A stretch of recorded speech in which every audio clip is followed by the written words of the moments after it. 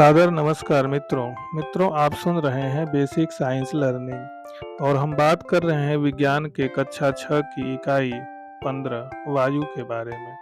हमने वायु के बारे में कई गुणों के बारे में जाना।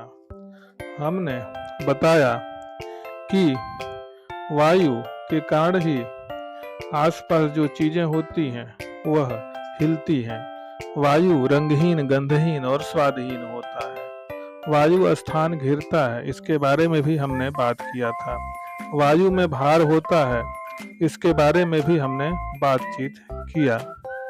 तो इसके लिए हमने अलग अलग क्रियाकलाप भी किए थे। इसी प्रकार भरी हुई गैस में गुब्बारे में डाल करके जब किसी हम बक्से में उसको बंद करते हैं तब भी वह बक्सा बंद नहीं होता है। इसका मतलब स्पष्ट है कि वायु में दाब भी होता है। इसके लिए हम एक अलग प्रयोग कर सकते हैं। जैसा कि हम जानते हैं कि पृथ्वी के चारों ओर वायुमंडल है और उस वायुमंडल में चारों तरफ वायु है। हम पहले यह माना जाता था कि वायु एक प्रकार का पदार्थ है, लेकिन बाद में पता चला कि वायु जो है वह कई गैसों का समूह है और इसके लिए हमने बाद में वैज्ञानिकों द्वारा पता चला कि वायु कई गैसों का मिश्रण है। तो आइए वायु में वायु दाब डालता है, ये इसका प्रयोग करते हैं। सबसे पहले हम क्या करते हैं कि एक गिलास या एक बीकर लेते हैं, उसे पानी से पूरा या आंशिक रूप से भर लेते हैं और भरने के बाद हम क्या करते हैं कि उसे हम आसानी से उसमें एक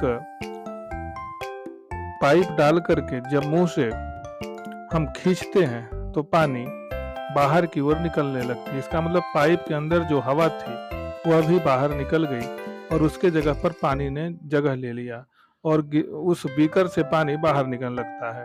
उसी प्रकार हम यह प्रयोग कर सकते हैं कि एक गिलास लेते हैं, उसे पानी से पूरा या आंशिक रूप से भर लेते हैं, गिलास को दफ्ती के टुकड़े से ढक देते हैं। गत्ते को हथेली से जब ढकेंगे तो गत्ते को हथेली से दबाते हुए जब गिलास को हम उल्टा करते हैं तो धीरे धीरे हथेली को गत्ते से जब हम हटाएंगे तो क्या देखते हैं कि गत्ता नीचे नहीं गिरता है।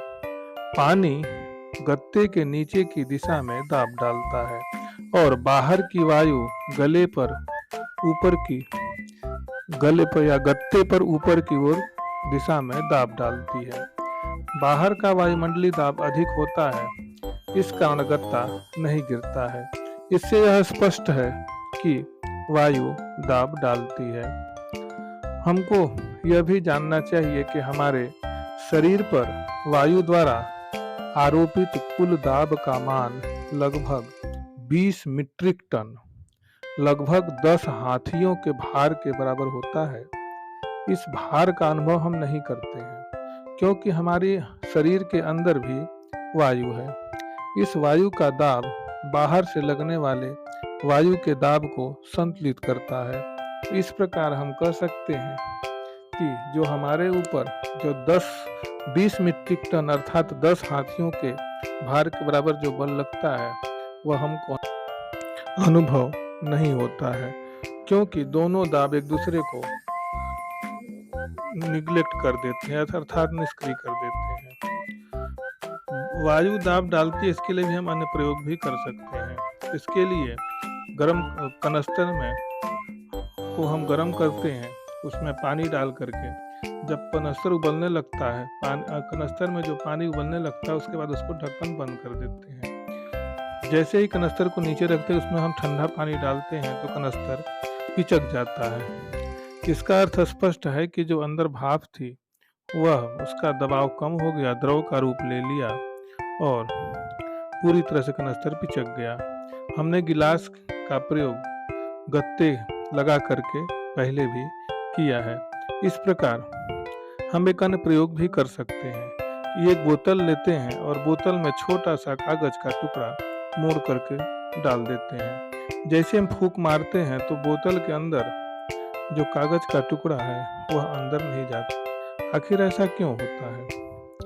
ऐसा इसलिए होता है कि जो बोतल के अंदर वायु है वह कागज के टुकड़े को अंदर नहीं जाने देता है। लेकिन यदि बोतल के अंदर थोड़ा सा छेद कर दें तो जैसे ही फूंक मारेंगे जो कागज का टुकड़ा है वह तुरंत अंदर चला जाता है। इससे स्पष्ट है कि वायु दाब डालती है। दूसरा, हम एक कागज का पतला स्ट्रिप बना करके जब उसको फूंकते हैं तो कागज अपने आप फरफर फरफर करके मुड़ते हुए उड़ने लगता है। इससे भी यह स्पष्ट है कि दाब के कारण वायु जो कागज की स्ट्रिप है वह हिलने डुलने लगती है। अब हम वायु के संगठन के बारे में बात करेंगे। पहले ऐसा सोचा जाता था कि वायु केवल एक पदार्थ है, लेकिन प्रयोगों से सिद्ध हुआ कि वास्तव में ऐसा नहीं है। वायु अनेक गैसों का मिश्रण है। इसके लिए हम एक प्रयोग करते हैं। सबसे पहले क्या करते हैं, हम अपने शिक्षक की उपस्थिति में एक उथले पात्रों से 2 समान आकार की मोमबत्तियां लेते हैं और पात्र में कुछ पानी डाल देते हैं। मोमबत्तियों को जलाते हैं और उनके ऊपर एक एक गिलास उलट करके रख देते हैं। एक गिलास, हमेशा ध्यान रखें कि एक गिलास दूसरे गिलास से बड़ा हो। इस प्रकार 4 गिलास भी हम कर सकते हैं। ये ध्यान रहे कि हर एक गिलास एक दूसरे से बड़े होने चाहिए।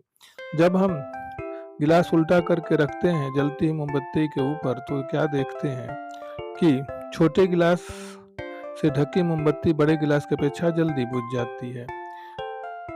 गिलास के अंदर की वायु में उपस्थित ऑक्सीजन मोमबत्ती के जलने में सहायता करती है। जैसे ही गिलास के अंदर ऑक्सीजन समाप्त हो जाती है मोमबत्ती बुझ जाती है। तो गिलास के अंदर वायु की ऑक्सीजन समाप्त होने पर जल का तल ऊपर चढ़ जाता है। बड़े गिलास के अंदर वायु अधिक होने के कारण मोमबत्ती देर से बुझती है। वायु का जो एक प्रमुख अवयव है वह ऑक्सीजन है। वायु में इसकी मात्रा, ऑक्सीजन की मात्रा 21% होती है। जलने के लिए ऑक्सीजन आवश्यक है। गिलास के अंदर की वायु में मोमबत्ती के बुझने के बाद कुछ जो वायु बचता है यह जलने में सहायक नहीं है। यह नाइट्रोजन गैस है। वायु में इसका मान लगभग 78% होता है। ऑक्सीजन तथा नाइट्रोजन के अतिरिक्त वायु में कार्बन डाइऑक्साइड भी उपस्थित होती है। चूंकि वायु विभिन्न गैसों का मिश्रण है, प्रतिशतता के आधार पर यदि हम देखें तो पाएंगे कि नाइट्रोजन 78%, ऑक्सीजन 21%, कार्बन डाइऑक्साइड 0.03% और अन्य गैसें 0.97%। अर्थात नाइट्रोजन और ऑक्सीजन के अलावा बाकी सभी गैसें लगभग 1% पाई जाती हैं। रात में या अंधेरे कमरे में टॉर्च जलाकर उसके प्रकाश को ध्यान से देखें तो क्या दिखाई देता है। टॉर्च के प्रकाश में चमकते हुए कुछ कण हवा में इधर उधर तैरते दिखाई देते हैं। यह चमकते कण धूल के कण हैं। इससे स्पष्ट है कि वायु में धूल के कण भी पाए जाते हैं। धूल के कणों के अतिरिक्त वायु में जलवाष्प भी होती है। अलग अलग स्थान पर धूल के कणों एवं जलवाष्प का अनुपात बदलता रहता है। किसी स्थान पर यह अनुपात समय समय पर बदलता रहता है। तो इस प्रकार अलग अलग प्रतिशत यदि हम देखें तो वायु का जो संगठन होता है उसमें नाइट्रोजन 78%, ऑक्सीजन 21% और शेष 1% में कार्बन डाइऑक्साइड, जलवाष्प, आर्गन और अन्य हाइड्रोजन जैसी गैसें उपस्थित होती हैं। तो मित्रों, इसी के साथ यह भाग समाप्त होता है। अगले भाग में वायु में उपस्थित ऑक्सीजन की उपयोगिता एवं आवश्यकता पर बात करेंगे। तो मित्रों, जैसा कि हमने जाना कि नाइट्रोजन सबसे अधिक मात्रा में पाया जाता है, उसके बाद ऑक्सीजन और बाकी अन्य गैसें पाई जाती हैं। तो मित्रों, इसी के साथ इस एपिसोड का यह भाग इसी के साथ समाप्त होता है। अगले भाग में हम फिर